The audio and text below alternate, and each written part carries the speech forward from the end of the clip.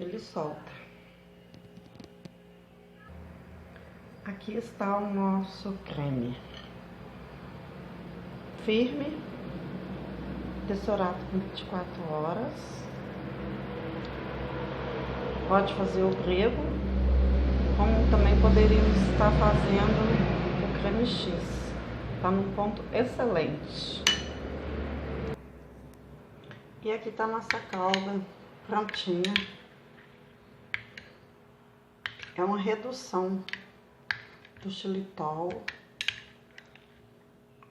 com o maracujá. Bem grossinho. Deu para perceber que mudou até um pouquinho de cor. Agora nós vamos montar o nosso grego. 2 colheres de kefir dessorado. Eu vou colocar um pouco desse iogurte aqui com chia. Aqui, ó. Iogurte dessorado, a chia. Agora nós vamos colocar a calda de maracujá.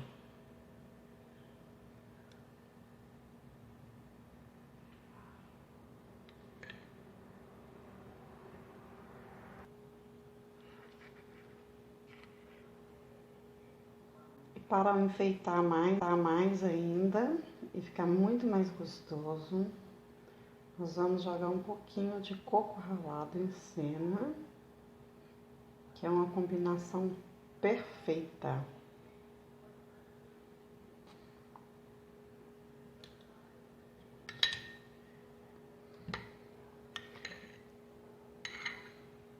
E mais um pouquinho de geleia.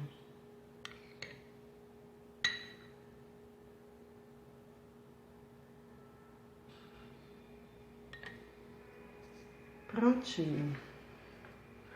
Está aqui montado o nosso grego com iogurte com chia e geleia de maracujá ou maracujá em calda, salpicado com coco ralado. Eu espero que vocês gostem. É isso.